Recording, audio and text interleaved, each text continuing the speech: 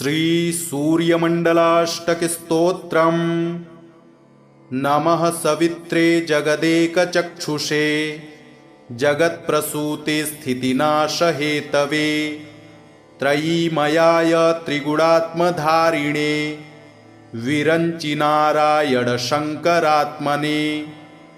यन्मण्डलं दीप्तिकरं विशालं रत्नप्रभं तीव्रमनादिरूपं दारिद्र्यदुःखक्षयकारणं च पुनातु मां तत्सवितुर्वरेण्यं यन्मण्डलं देवगणैः सुपूजितं विप्रैस्तुत्यं भावमुक्तिकोविदं तं देवदेवं प्रणमामि सूर्यं पुनातु मां तत्सवितुर्वरेण्यं यन्मण्डलं ज्ञानघनं त्वगम्यं त्रैलोक्यपूज्यं त्रिगुणात्मरूपं समस्ततेजोमयदिव्यरूपं पुनातु मां तत्सवितुर्वरेण्यं यन्मण्डलं गूढमतिप्रबोधं धर्मस्य वृद्धिं कुरुते जनानां यत्सर्वपापक्षयकारणं च पुनातु मां तत्सवितुर्वरेण्यं यन्मण्डलं व्याधिविनाशदक्षं यदृग्यजुःसामसु सम्प्रगीतं प्रकाशितं येन च भूर्भुवः स्वः पुनातु मां तत्सवितुर्वरेण्यं यन्मण्डलं वेदविदो वदन्ति गायन्ति यच्चारणसिद्धसङ्घाः यद्योगितो योगजुषां च सङ्घाः पुनातु मां तत्सवितुर्वरेण्यं यन्मण्डलं सर्वजनेषु पूजितं ज्योतिश्च कुर्यादिह मर्त्यलोके यत्कालकल्पक्षयकारणं च पुनातु मां तत्सवितुर्वरेण्यं यन्मण्डलं विश्वसृजां प्रसिद्ध मुत्पत्तिरक्षाप्रलयप्रगल्भं यस्मिन् जगत्संहरतेऽखिलं च पुनातु मां तत्सवितुर्वरेण्यं यन्मण्डलं सर्वगतस्य विष्णो रात्मा परं धाम विशुद्धतत्त्वं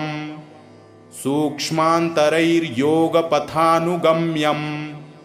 पुनातु मां तत्सवितुर्वरेण्यं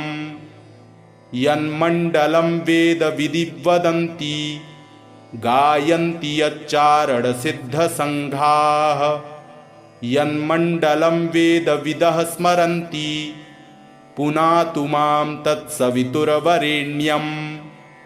यन्मण्डलं वेदविदोपगीतं यद्योगिनां योगपथानुगम्यं तत्सर्ववेदं प्रणमामि सूर्य पुनातु मां तत्सवितुर्वरेण्यं मण्डलात्मकमिदं पुण्यं यः पठेत् सततं नरः सर्वपापविशुद्धात्मा सूर्यलोके महीयते। नमः सवित्रे जगदेकचक्षुषे जगत्प्रसूते स्थितिनाशहेतवे त्रयीमयाय त्रिगुणात्मधारिणे विरंचि नारायण शंकरात्मने यन्मण्डलं दीप्तिकरं विशालं रत्नप्रभं तीव्रमनादिरूपं दारिद्र्यदुःखक्षयकारणं च पुनातु मां तत्सवितुर्वरेण्यं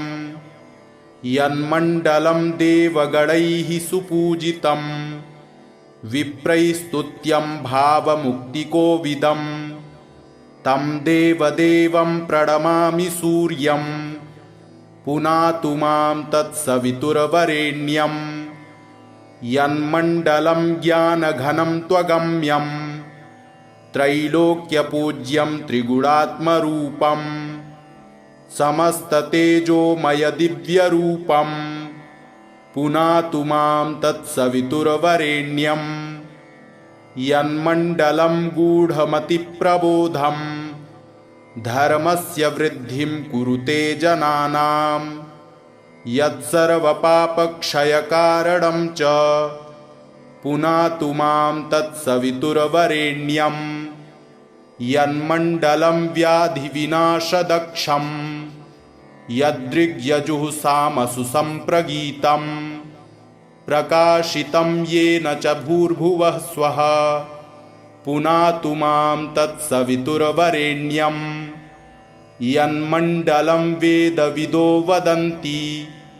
गायन्ति यच्चारणसिद्धसङ्घाः यद्योगितो योगजुषां च सङ्घाः पुनातु मां तत्सवितुर्वरेण्यं यन्मण्डलं सर्वजनेषु पूजितं ज्योतिश्च कुर्यादिह मर्त्यलोके यत्कालकल्पक्षयकारणं च पुनातु मां तत्सवितुर्वरेण्यं यन्मण्डलं विश्वसृजां प्रसिद्ध मुत्पत्तिरक्षाप्रलयप्रगल्भं यस्मिन् जगत्संहरतेऽखिलं च पुनातु मां तत्सवितुर्वरेण्यं यन्मण्डलं सर्वगतस्य विष्णो रात्मा परं धाम विशुद्धतत्त्वं सूक्ष्मान्तरैर्योगपथानुगम्यं पुनातु मां तत्सवितुर्वरेण्यं यन्मण्डलं वेदविदिवदन्ति गायन्ति यच्चारणसिद्धसङ्घाः यन्मण्डलं वेदविदः स्मरन्ति पुनातु मां तत्सवितुर्वरेण्यं यन्मण्डलं वेदविदोपगीतं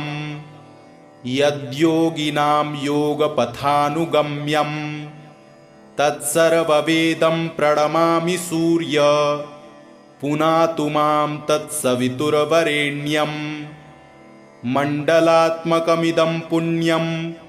यः पठेत् सततं नरः सर्वपापविशुद्धात्मा सूर्यलोके महीयते। नमः सवित्रे जगदेकचक्षुषे जगत्प्रसूते स्थितिनाशहेतवे त्रयीमयाय त्रिगुणात्मधारिणे विरञ्चि नारायण शङ्करात्मने यन्मण्डलं दीप्तिकरं विशालं रत्नप्रभं तीव्रमनादिरूपं दारिद्र्यदुःखक्षयकारणं च पुनातु मां तत्सवितुर्वरेण्यं यन्मण्डलं देवगणैः सुपूजितं विप्रैस्तुत्यं भावमुक्तिकोविदं तं देवदेवं प्रणमामि सूर्यं पुनातु मां तत्सवितुर्वरेण्यं यन्मण्डलं ज्ञानघनं त्वगम्यं त्रैलोक्यपूज्यं त्रिगुणात्मरूपं समस्ततेजोमयदिव्यरूपं पुनातु मां तत्सवितुर्वरेण्यं यन्मण्डलं गूढमतिप्रबोधं धर्मस्य वृद्धिं कुरुते जनानां यत्सर्वपापक्षयकारणं च पुनातु मां तत्सवितुर्वरेण्यं यन्मण्डलं व्याधिविनाशदक्षं यदृग्यजुः सामसु सम्प्रगीतं प्रकाशितं येन च भूर्भुवः स्वः पुनातु मां तत्सवितुर्वरेण्यं यन्मण्डलं वेदविदो वदन्ति गायन्ति यच्चारणसिद्धसङ्घाः यद्योगितो योगजुषां च सङ्घाः पुनातु मां तत्सवितुर्वरेण्यं यन्मण्डलं सर्वजनेषु पूजितं ज्योतिश्च कुर्यादिह मर्त्यलोके यत्कालकल्पक्षयकारणं च पुनातु मां तत्सवितुर्वरेण्यं यन्मण्डलं विश्वसृजां प्रसिद्ध मुत्पत्तिरक्षा प्रलयप्रगल्भम् यस्मिन् जगत्संहरतेऽखिलं च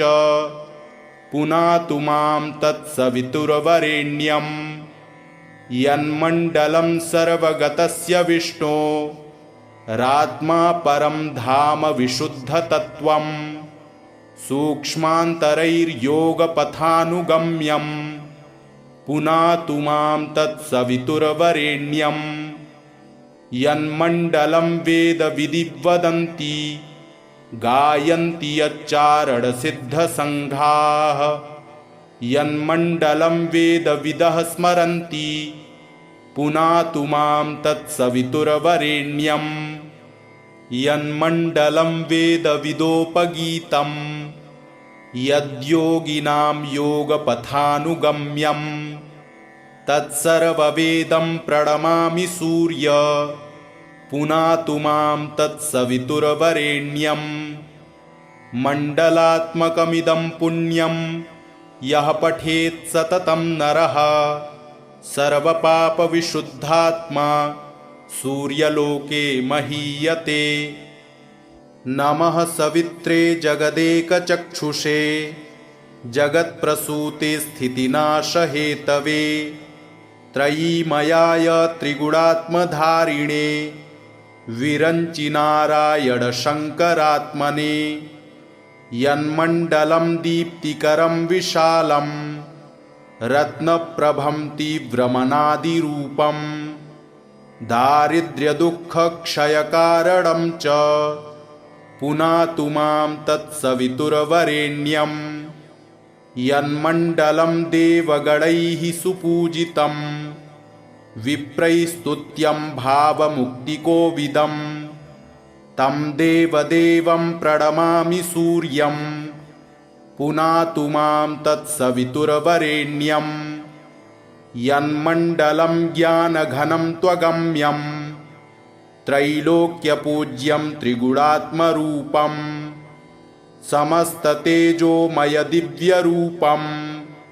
पुनातु मां तत्सवितुर्वरेण्यम् यन्मण्डलं गूढमतिप्रबोधं धर्मस्य वृद्धिं कुरुते जनानां यत्सर्वपापक्षयकारणं च पुनातु मां तत्सवितुर्वरेण्यम् यन्मण्डलं व्याधिविनाशदक्षं यदृग्यजुःसामसु सम्प्रगीतं प्रकाशितं येन च भूर्भुवः स्वः पुनातु मां तत्सवितुर्वरेण्यम् यन्मण्डलं वेदविदो वदन्ति गायन्ति यच्चारणसिद्धसङ्घाः यद्योगितो योगजुषां च सङ्घाः पुनातु मां तत्सवितुर्वरेण्यम् यन्मण्डलं सर्वजनेषु पूजितं ज्योतिश्च कुर्यादिह मर्त्यलोके यत्कालकल्पक्षयकारणं च पुनातु मां तत्सवितुर्वरेण्यम् यन्मण्डलं विश्वसृजां प्रसिद्ध मुत्पत्तिरक्षा प्रलयप्रगल्भम् यस्मिन् जगत्संहरतेऽखिलं च पुनातु मां तत्सवितुर्वरेण्यम् यन्मण्डलं सर्वगतस्य विष्णो रात्मा परं धाम विशुद्धतत्त्वं सूक्ष्मान्तरैर्योगपथानुगम्यं पुनातु मां तत्सवितुर्वरेण्यम् यन्मण्डलं वेदविदिवदन्ति गायन्ति यच्चारणसिद्धसङ्घाः यन्मण्डलं वेदविदः स्मरन्ति पुनातु मां तत्सवितुर्वरेण्यम् यन्मण्डलं वेदविदोपगीतं यद्योगिनां योगपथानुगम्यं तत्सर्ववेदं प्रणमामि सूर्य पुनातु मां तत्सवितुर्वरेण्यम् मण्डलात्मकमिदं पुण्यं यः पठेत् सततं नरः सर्वपापविशुद्धात्मा सूर्यलोके महीयते। नमः सवित्रे जगदेकचक्षुषे जगत्प्रसूते स्थितिनाशहेतवे त्रयीमयाय त्रिगुणात्मधारिणे विरञ्चिनारायण शङ्करात्मने यन्मण्डलं दीप्तिकरं विशालं रत्नप्रभं तीव्रमनादिरूपं दारिद्र्यदुःखक्षयकारणं च पुनातु मां तत्सवितुर्वरेण्यं यन्मण्डलं देवगणैः सुपूजितं विप्रैस्तुत्यं भावमुक्तिकोविदं तं देवदेवं प्रणमामि सूर्यं पुनातु मां तत्सवितुर्वरेण्यं यन्मण्डलं ज्ञानघनं त्वगम्यं त्रैलोक्यपूज्यं त्रिगुणात्मरूपं समस्ततेजोमयदिव्यरूपं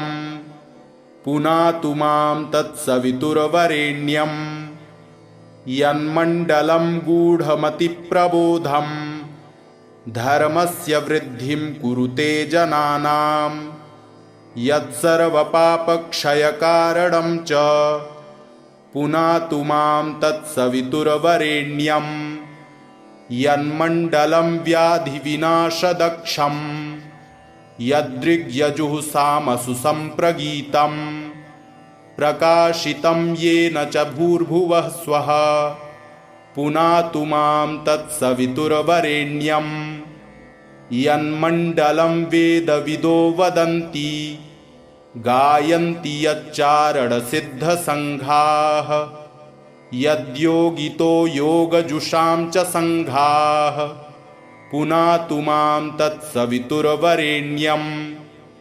यन्मण्डलं सर्वजनेषु पूजितं ज्योतिश्च कुर्यादिह मर्त्यलोके यत्कालकल्पक्षयकारणं च पुनातु मां तत्सवितुर्वरेण्यं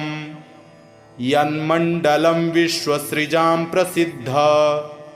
मुत्पत्तिरक्षाप्रलयप्रगल्भं यस्मिन् जगत्संहरतेऽखिलं च पुनातु मां तत्सवितुर्वरेण्यं यन्मण्डलं सर्वगतस्य विष्णो रात्मा परं धाम विशुद्धतत्त्वं सूक्ष्मान्तरैर्योगपथानुगम्यं पुनातु मां तत्सवितुर्वरेण्यं यन्मण्डलं वेदविदिवदन्ति गायन्ति यच्चारणसिद्धसङ्घाः यन्मण्डलं वेदविदः स्मरन्ति पुनातु मां तत्सवितुर्वरेण्यं यन्मण्डलं वेदविदोपगीतं यद्योगिनां योगपथानुगम्यं तत्सर्ववेदं प्रणमामि सूर्य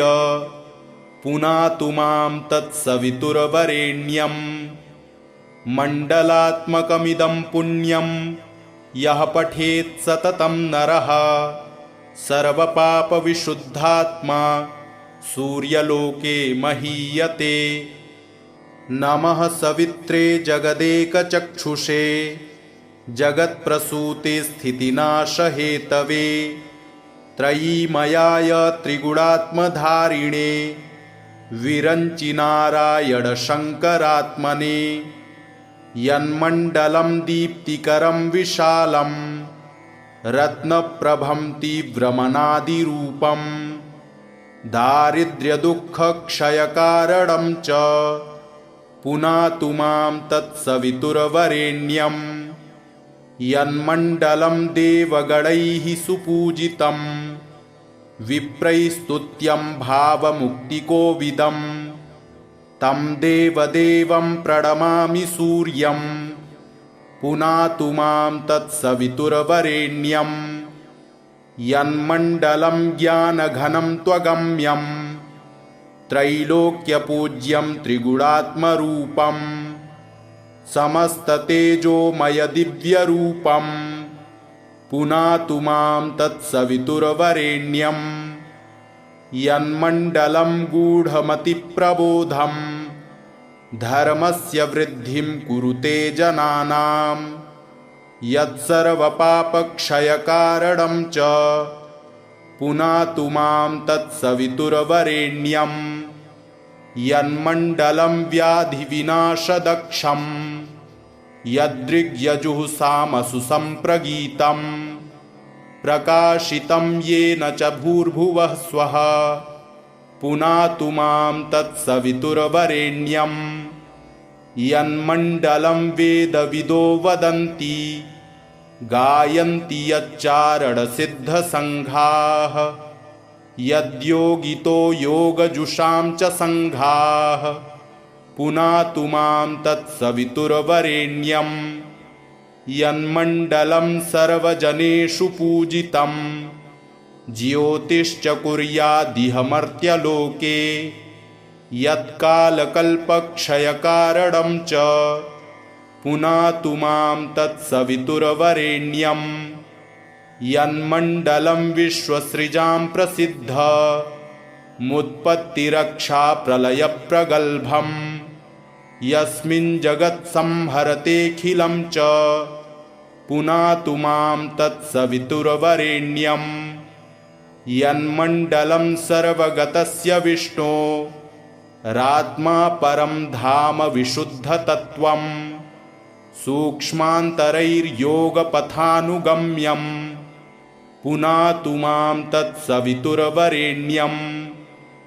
यन्मण्डलं वेदविदिवदन्ति गायन्ति यच्चारणसिद्धसङ्घाः यन्मण्डलं वेदविदः स्मरन्ति पुनातु मां तत्सवितुर्वरेण्यं यन्मण्डलं वेदविदोपगीतं यद्योगिनां योगपथानुगम्यं तत्सर्ववेदं प्रणमामि सूर्य पुनातु मां तत्सवितुर्वरेण्यं मण्डलात्मकमिदं पुण्यं यः पठेत् सततं नरः सर्वपापविशुद्धात्मा सूर्यलोके महीयते। नमः सवित्रे जगदेकचक्षुषे जगत्प्रसूते स्थितिनाशहेतवे त्रयीमयाय त्रिगुणात्मधारिणे विरञ्चि नारायण शङ्करात्मने यन्मण्डलं दीप्तिकरं विशालं रत्नप्रभं तीव्रमनादिरूपं दारिद्र्यदुःखक्षयकारणं च पुनातु मां तत्सवितुर्वरेण्यं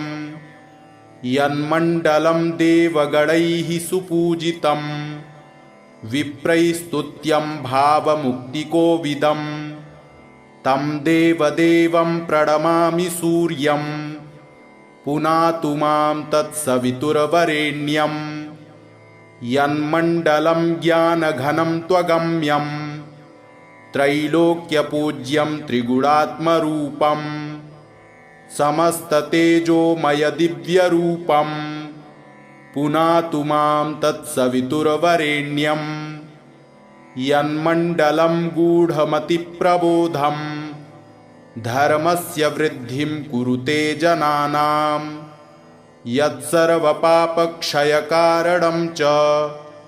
पुनातु मां तत्सवितुर्वरेण्यं यन्मण्डलं व्याधिविनाशदक्षं यदृग्यजुः सामसु सम्प्रगीतं प्रकाशितं येन च भूर्भुवः स्वः पुनातु मां तत्सवितुर्वरेण्यं यन्मण्डलं वेदविदो वदन्ति गायन्ति यच्चारणसिद्धसङ्घाः यद्योगितो योगजुषां च सङ्घाः पुनातु मां तत्सवितुर्वरेण्यं यन्मण्डलं सर्वजनेषु पूजितं ज्योतिश्च कुर्यादिह मर्त्यलोके यत्कालकल्पक्षयकारणं च पुनातु मां तत्सवितुर्वरेण्यं यन्मण्डलं विश्वसृजां प्रसिद्ध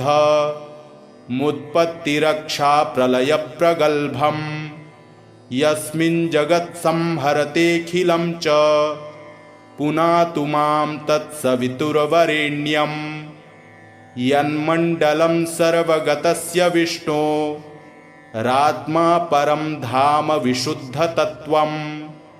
सूक्ष्मान्तरैर्योगपथानुगम्यम् पुनातु मां तत्सवितुर्वरेण्यम् यन्मण्डलं वेदविदिवदन्ति गायन्ति यच्चारणसिद्धसङ्घाः यन्मण्डलं वेदविदः स्मरन्ति पुनातु मां तत्सवितुर्वरेण्यम् यन्मण्डलं वेदविदोपगीतं यद्योगिनां योगपथानुगम्यं तत्सर्ववेदं प्रणमामि सूर्य पुनातु मां तत्सवितुर्वरेण्यम् मण्डलात्मकमिदं पुण्यं यः पठेत् सततं नरः सर्वपापविशुद्धात्मा सूर्यलोके महीयते। नमः सवित्रे जगदेकचक्षुषे जगत्प्रसूते स्थितिनाशहेतवे त्रयीमयाय त्रिगुणात्मधारिणे विरञ्चिनारायण शङ्करात्मने यन्मण्डलं दीप्तिकरं विशालं रत्नप्रभं तीव्रमनादिरूपं दारिद्र्यदुःखक्षयकारणं च पुनातु मां तत्सवितुर्वरेण्यम् यन्मण्डलं देवगणैः सुपूजितं विप्रैस्तुत्यं भावमुक्तिकोविदं तं देवदेवं प्रणमामि सूर्यं पुनातु मां तत्सवितुर्वरेण्यम् यन्मण्डलं ज्ञानघनं त्वगम्यं त्रैलोक्यपूज्यं त्रिगुणात्मरूपं समस्ततेजोमयदिव्यरूपं पुनातु मां तत्सवितुर्वरेण्यम् यन्मण्डलं गूढमतिप्रबोधं धर्मस्य वृद्धिं कुरुते जनानां यत्सर्वपापक्षयकारणं च पुनातु मां तत्सवितुर्वरेण्यम् यन्मण्डलं व्याधिविनाशदक्षं यदृग्यजुःसामसु सम्प्रगीतं प्रकाशितं येन च भूर्भुवः स्वः पुनातु मां तत्सवितुर्वरेण्यम् यन्मण्डलं वेदविदो वदन्ति गायन्ति यच्चारणसिद्धसङ्घाः यद्योगितो योगजुषां च सङ्घाः पुनातु मां तत्सवितुर्वरेण्यम् यन्मण्डलं सर्वजनेषु पूजितं ज्योतिश्च कुर्यादिह मर्त्यलोके यत्कालकल्पक्षयकारणं च पुनातु मां तत्सवितुर्वरेण्यम् यन्मण्डलं विश्वसृजां प्रसिद्ध मुत्पत्तिरक्षा प्रलयप्रगल्भम् यस्मिन् जगत्संहरतेऽखिलं च पुनातु मां तत्सवितुर्वरेण्यम् यन्मण्डलं सर्वगतस्य विष्णो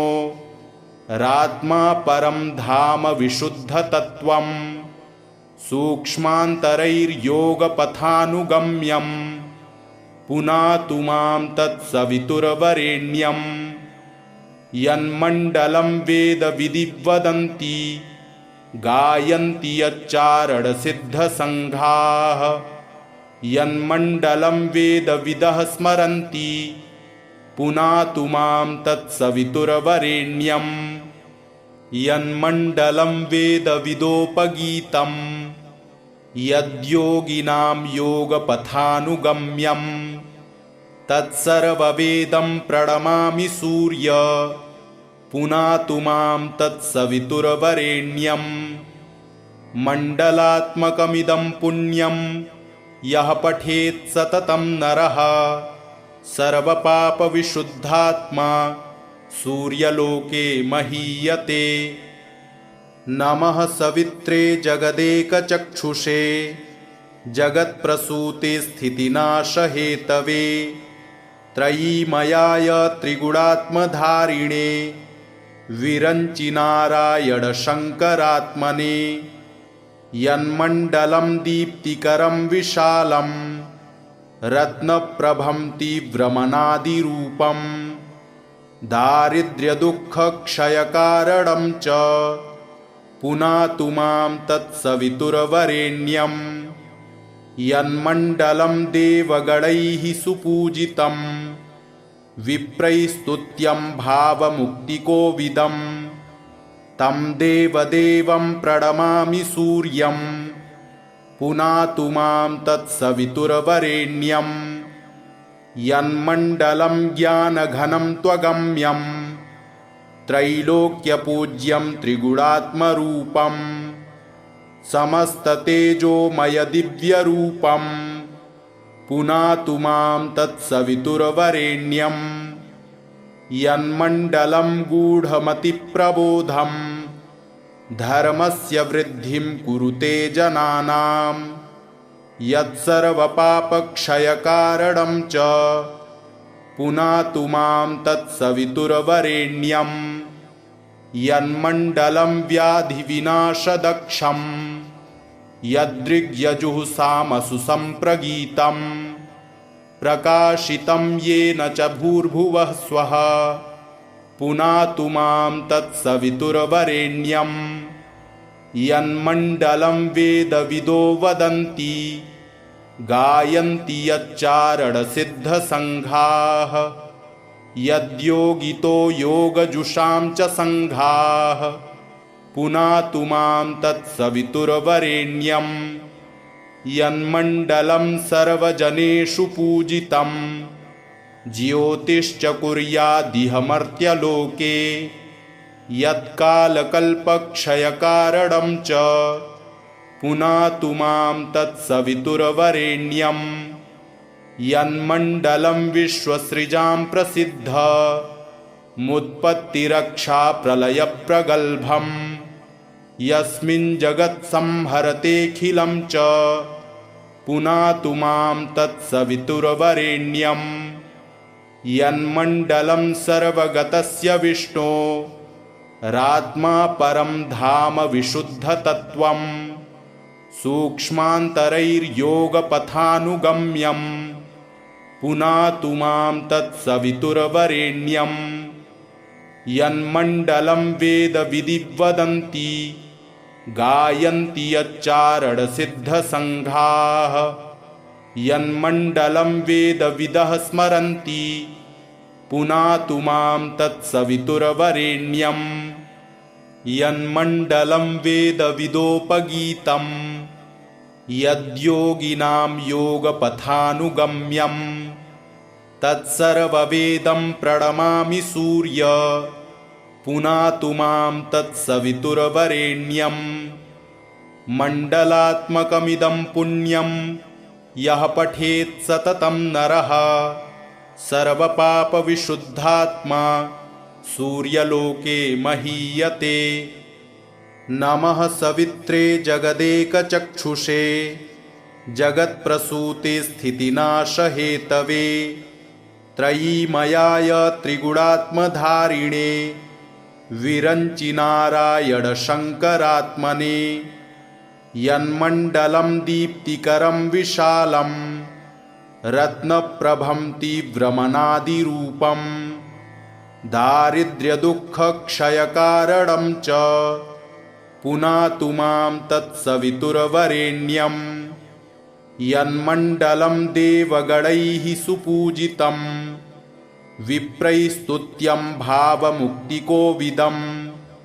तं देवदेवं प्रणमामि सूर्यं पुनातु मां तत्सवितुर्वरेण्यं यन्मण्डलं ज्ञानघनं त्वगम्यं त्रैलोक्यपूज्यं त्रिगुणात्मरूपं समस्ततेजोमयदिव्यरूपं पुनातु मां तत्सवितुर्वरेण्यं यन्मण्डलं गूढमतिप्रबोधं धर्मस्य वृद्धिं कुरुते जनानां यत्सर्वपापक्षयकारणं च पुनातु मां तत्सवितुर्वरेण्यं यन्मण्डलं व्याधिविनाशदक्षं यदृग्यजुः सामसु सम्प्रगीतं प्रकाशितं येन च भूर्भुवः स्वः पुनातु मां तत्सवितुर्वरेण्यं यन्मण्डलं वेदविदो वदन्ति गायन्ति यच्चारणसिद्धसङ्घाः यद्योगितो योगजुषां च सङ्घाः पुनातु मां तत्सवितुर्वरेण्यं यन्मण्डलं सर्वजनेषु पूजितं ज्योतिश्च कुर्यादिह मर्त्यलोके यत्कालकल्पक्षयकारणं च पुनातु मां तत्सवितुर्वरेण्यं यन्मण्डलं विश्वसृजां प्रसिद्ध मुत्पत्तिरक्षाप्रलयप्रगल्भं यस्मिन् जगत्संहरतेऽखिलं च पुनातु मां तत्सवितुर्वरेण्यं यन्मण्डलं सर्वगतस्य विष्णो रात्मा परं धाम विशुद्धतत्त्वं सूक्ष्मान्तरैर्योगपथानुगम्यं पुनातु मां तत्सवितुर्वरेण्यं यन्मण्डलं वेदविदिवदन्ति गायन्ति यच्चारणसिद्धसङ्घाः यन्मण्डलं वेदविदः स्मरन्ति पुनातु मां तत्सवितुर्वरेण्यं यन्मण्डलं वेदविदोपगीतं यद्योगिनां योगपथानुगम्यं तत्सर्ववेदं प्रणमामि सूर्य पुनातु मां तत्सवितुर्वरेण्यं मण्डलात्मकमिदं पुण्यं यः पठेत् सततं नरः सर्वपापविशुद्धात्मा सूर्यलोके महीयते। नमः सवित्रे जगदेकचक्षुषे जगत्प्रसूते स्थितिनाशहेतवे त्रयीमयाय त्रिगुणात्मधारिणे विरञ्चि नारायण शङ्करात्मने यन्मण्डलं दीप्तिकरं विशालं रत्नप्रभं तीव्रमनादिरूपं दारिद्र्यदुःखक्षयकारणं च पुनातु मां तत्सवितुर्वरेण्यं यन्मण्डलं देवगणैः सुपूजितं विप्रैस्तुत्यं भावमुक्तिकोविदं तं देवदेवं प्रणमामि सूर्यं पुनातु मां तत्सवितुर्वरेण्यं यन्मण्डलं ज्ञानघनं त्वगम्यं त्रैलोक्यपूज्यं त्रिगुणात्मरूपं समस्ततेजोमयदिव्यरूपं पुनातु मां तत्सवितुर्वरेण्यं यन्मण्डलं गूढमतिप्रबोधं धर्मस्य वृद्धिं कुरुते जनानां यत्सर्वपापक्षयकारणं च पुनातु मां तत्सवितुर्वरेण्यं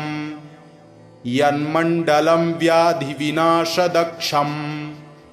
यदृग्यजुः सामसु सम्प्रगीतं प्रकाशितं येन च भूर्भुवः स्वः पुनातु मां तत्सवितुर्वरेण्यं यन्मण्डलं वेदविदो वदन्ति गायन्ति यच्चारणसिद्धसङ्घाः यद्योगितो योगजुषां च सङ्घाः पुनातु मां तत्सवितुर्वरेण्यं यन्मण्डलं सर्वजनेषु पूजितं ज्योतिश्च कुर्यादिह मर्त्यलोके यत्कालकल्पक्षयकारणं च पुनातु मां तत्सवितुर्वरेण्यं यन्मण्डलं विश्वसृजां प्रसिद्ध मुत्पत्तिरक्षा प्रलयप्रगल्भम् यस्मिन् जगत्संहरतेऽखिलं च पुनातु मां तत्सवितुर्वरेण्यं यन्मण्डलं सर्वगतस्य विष्णोरात्मा परं धाम विशुद्धतत्त्वं सूक्ष्मान्तरैर्योगपथानुगम्यं पुनातु मां तत्सवितुर्वरेण्यं यन्मण्डलं वेदविदिवदन्ति गायन्ति यच्चारणसिद्धसङ्घाः यन्मण्डलं वेदविदः स्मरन्ति पुनातु मां तत्सवितुर्वरेण्यं यन्मण्डलं वेदविदोपगीतं यद्योगिनां योगपथानुगम्यं तत्सर्ववेदं प्रणमामि सूर्य पुनातु मां तत्सवितुर्वरेण्यं मण्डलात्मकमिदं पुण्यं यः पठेत् सततं नरः सर्वपापविशुद्धात्मा सूर्यलोके महीयते। इति श्रीमदादित्यहृदये मण्डलात्मक स्तोत्रं सम्पूर्णम्।